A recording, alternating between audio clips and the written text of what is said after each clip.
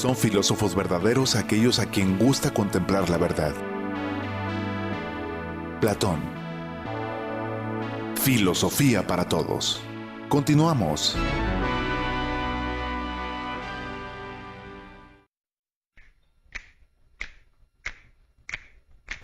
Bueno, pues ya estamos de regreso aquí en su programa C7, Filosofía para Todos. Yo soy Arián Martínez Ayón, aquí está Blanca Castellanos con nosotros y bueno, pues también nuestra queridísima maestra Enriqueta Benítez, y vamos a continuar con este tema tan importante para esta época que está llena de agresividad, de hostilidad, que es pues hablar acerca del perdón en nuestros tiempos. Y bueno, estabas tú comentando ahorita antes de irnos al corte de que a veces no tenemos idea o conciencia de hasta dónde pueden llegar nuestras acciones, o las consecuencias de nuestras acciones.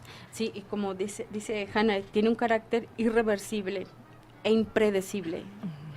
Entonces, bueno, las personas que nos escuchan, piensen por un momento que en algún momento de su vida, de nuestra vida, hicimos algo o dijimos algo de lo cual nos vamos a arrepentir y que no podemos deshacer.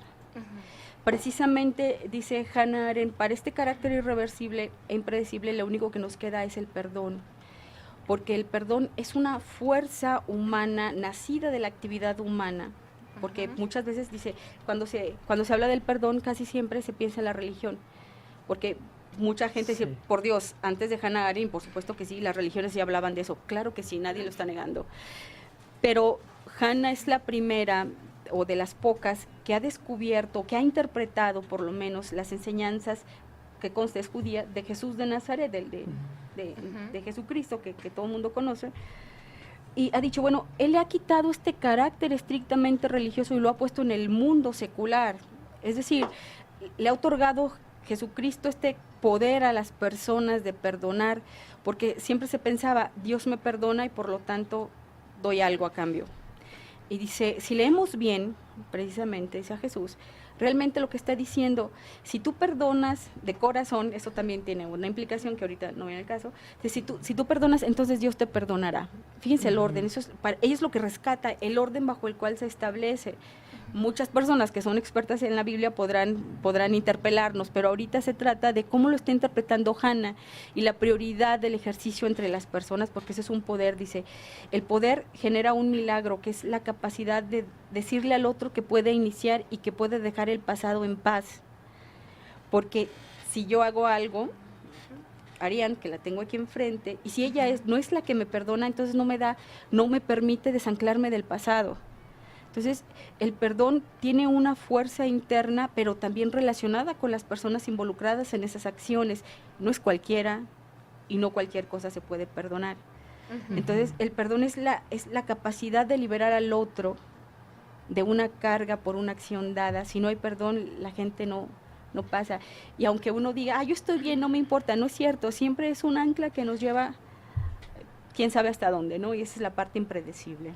Y está genial porque creo yo que Hannah Arendt precisamente lo saca de estas cuestiones como más religiosas y los lleva más a la sociedad, y que creo que en esta época es necesario replantear, analizar y poner en la mesa, porque creo que están sucediendo muchos acontecimientos donde el perdón es necesario. Entonces creo que es muy acertada esta noción del perdón de Hannah Arendt, y creo que quedó inconclusa. Entonces qué bueno, maestra, que usted lo sigue trabajando. Pero ¿qué sucede si, por ejemplo, si yo no quiero perdonar a alguien? Pues el problema es que, fíjate, es la parte interesante, no puedes liberar al otro, pero tampoco tú te liberas. Es un anclaje bicondicional, o sea, en primer lugar, cuando sabes que hay un acontecimiento que es relevante, que dejó un efecto, y la persona no perdona, pues tampoco se libera uno, porque es un asunto no resuelto. Ya los psicólogos, yo creo que por eso tienen mucho trabajo en eso, porque la psicología se encarga particularmente de generar toda la estructura que permita la comprensión particular, pero en general, dice Hannah, bueno, el perdón se tiene que dar de manera consciente por varias causas. Dice, a veces, por ejemplo, una de las condiciones es amar a los otros, pero dice, pero está reservado como sobre todo para el pensamiento religioso, pero el amor no puede ser un condicionante para perdonar, porque entonces imagínate, no podríamos perdonar a nadie. O sea, no creo que toda la gente realmente ame a todos, más bien les tiene otro tipo de consideración. Dice, tendríamos que acercarnos más a una especie, como diría Aristóteles, una filia politique. ¿En qué se traduce? Dice, lo más parecido a lo que se ha traducido, lo que quiere entender, o lo que quiere interpretar Hannah de Aristóteles es el respeto hacia las personas. Pero a su vez, dice, hay que evitar de entender el respeto como aquel que se le otorga solo a las personas que queremos o admiramos. El respeto se debe de dar incondicionadamente a todos por la simple y sencilla razón de que aquella persona que tengo enfrente es un ser humano. Y ese respeto mínimo básico debe ser razón suficiente para poder extender el perdón. Entonces, el perdón no nos posiciona como si fuéramos víctimas. Es como esta capacidad, dice, de poder liberar al otro en tanto que entiendo que hay alguien que dice cosas, en tanto que entiendo que hay alguien que hace cosas, y en ese sentido nadie es moralmente mejor que el otro, sino reconoce la misma jerarquía. Si no hay esa misma jerarquía, entonces no hay relación ética posible, no hay relación política posible, y entonces nadie se libera de nada. Sería como generar una especie de cadena de resentimientos, como decías hoy día. Sí, claro, si las personas se ofenden por cuestiones políticas, por cuestiones religiosas, es absurdo, porque lo que estás generando una cadena de resentimiento, y esto que va a generar una relación no libre. Dice, la libertad va acompañada de muchas cosas más de las que suponemos. Ok, maestra, pero ¿todos estos lineamientos se pueden aplicar también a lo colectivo? ¿O cómo funciona? Es ahí donde Hannah se tiene que separar, porque aquí en la condición humana no nos va a dar muchos elementos para comprender esa parte. Y quiero decirlo, hay un alumno, bueno, ya se tituló también, alumno del Instituto de Filosofía, que decidió tomar ese tema para hablar del perdón colectivo. Bueno, el perdón colectivo funciona de otra manera. ¿Por qué? Porque el perdón colectivo se vuelve abstracto, porque la acción que causa una ofensa o que causa una reacción negativa es muy difícil de asirse, sobre todo de identificar a los sujetos que van a otorgar el perdón. En la ley, cuando alguien choca, te dicen, voy a otorgar el perdón legal. Pero eso es una ficción necesaria para liberarte, que te liberen un carro, que es donde más se usa, ¿no? Pero cuando hablamos del perdón colectivo, este niño se refería a la guerra. Cuando hablamos del perdón de las ofensas entre los pueblos, la cosa cambia. Hannah Arendt no va a ir más allá, porque va a decir, entre los pueblos no se pueden perdonar, porque incluso ella misma, y pues objeto de mucha crítica, duda de la propia función que ocuparon ciertos líderes sionistas en el problema judío. Entonces, si estamos hablando que el pueblo judío va a otorgar perdón a eso, dice, no, dice, no, ¿por qué? Porque generalmente cuando hablamos de colectividad va a haber alguien que lo manipule. Y es desagradablemente sospechoso, porque los judíos tienen un estado como el Estado de Israel. Y qué decir hoy de Palestina, ¿no? Pero no vamos a hablar de política, pero es muy sospechoso. Hannah Arendt estaría en contra de eso. Y se le acusó precisamente de hablar mal de los judíos. Ella nunca habló mal de los judíos. Ella dijo, no podemos dejar ese tipo de actividades a aquellos que son líderes, porque ellos lo que se mueven con base en intereses, no con base en una determinación de esta naturaleza. Hablar de perdón colectivo en Hannah Arendt sí tiene muchas implicaciones que no serían tan sencillas como las que aborda en la condición humana. Yo tengo una confusión, quizás. Cuando estaba investigando acerca de Hannah Arendt y tu investigación que hiciste en el Fondo de Cultura, hay una cuestión que tú mencionabas, que los seres humanos estamos condicionados. Sí. Y estamos condicionados por la labor, el trabajo y las acciones. Sí. Entonces, en esta, tú mencionabas que había que estar no condicionado para poder generar un libre perdón como acción de la voluntad. Sí, no, lo que pasa es que cuando Hannah habla de la condición humana, o sea, el propio término de condición lo toma en el sentido más general. Es decir, en tanto que aparecemos en el mundo, las cosas, el mundo y la necesidad nos condicionan a actuar. Por ejemplo, no hay alguien que no coma, que no duerma. Y que no haga todo lo propio, ¿no? Que no descanse.